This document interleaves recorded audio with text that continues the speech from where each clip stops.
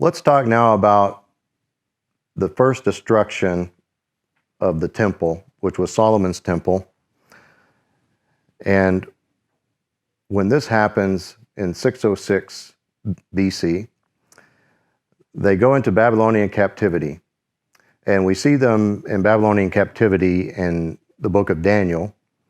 And we see that they would be in captivity for 70 years. Daniel mentions that in Daniel chapter 9. Jeremiah mentions it in Jeremiah chapter 25 and also in Jeremiah chapter 29 and verse 10. Thus saith the Lord, that after 70 years are accomplished at Babylon, I will visit you and perform my goodwill to you, causing you to return to this place. In Daniel chapter 5, we see Belshazzar's feast. And we see that Belshazzar is feasting with the temple artifacts. And as we examine that, we see down at the end of that chapter that the Persians, Cyrus the Great, changes the course of the Euphrates River, according to the historical documents that we have, goes under the walls of Babylon, which had the Euphrates River that ran through the city. And Belshazzar is killed that night, and the Medo-Persian Empire then controls that area. What we have here is called the Cyrus Cylinder. The Cyrus Cylinder is significant because it confirms those 70 years that are completed in prophecy, in which the Jews spent that 70 years in captivity in 3 different stages. And Cyrus writes an edict allowing not just the Jewish people, but all peoples to return to their original homelands, which the Babylonians had displaced them and brought them into captivity.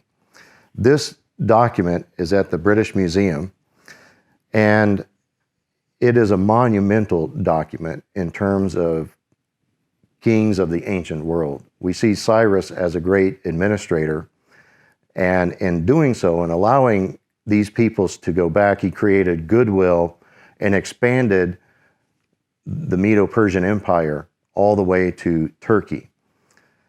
Now, just above that, we have some examples here, and I want to look at Persian arrowheads that I have in my collection, and I must say I'm rather proud of these. These came from a very famous collector's collection, and they were auctioned after his death. And we see here that we have a Persian arrowhead, which is a river find. It's a bent arrowhead. And then we have another Persian arrow here. And if you look at the white spots, typically these are indicative of which the arrow has hit flesh. And then to the right, we have a Greek arrowhead, which is a river find, and it is battle scarred, and there's evidence on the arrowhead itself where it hit metal during battle as it was shot from the arrow. Now, the period between the testaments, and Daniel talks about this in Daniel chapter 8, and Daniel has a vision. And in that vision, in Daniel chapter 8, he sees a ram with 2 horns, and we see later that that is the Medo-Persian Empire, a co-empire of co-kings. Then we see a he-goat with 1 horn, and he comes from the west, and his feet never touch the ground, and he breaks the horns of the ram with 2 horns. And he takes over his kingdom, and he stomps, and we see that that is the Greek Empire. And we know that that is Alexander the Great. Alexander conquered most of the then known world and never lost a battle. Back behind me here is an illustration of one of the 2 battles. There were 2 battles, Issus and Gaugamela. And this is a representation of the Battle of Issus, the first battle that he has with Darius III. And this mosaic which is rather large. It was in a courtyard, and it was discovered in the area of Pompeii at the city of Herculaneum. It was discovered in the house of the faun, because there was a faun there in the yard, in the courtyard. And there at the villa in the back, they found this beautiful mosaic, and it uses 1.5 million pieces of tile the size of your thumbnail in 4 colors. On the left here, we see Alexander the Great riding his horse, and in the battle, he changes his tactics, and in both battles, he goes straight for the king of the Persian Empire. And we see Darius here in his chariot. You see the charioteer trying to turn and flee the battle. And the detail is such precision, and especially out of the tile. Here you see up above here are the Greek sarissas. And these were about 16 foot long, and they would be placed down, the front rows would place them, and they were almost impenetrable to come head on and battle. Alexander's father, Philip of Macedon, had built and trained the army, and then Alexander inherited this army, and he became a great leader. This mosaic is believed to have been a copy of a painting that was known that the original Greek painter actually had knowledge of Alexander.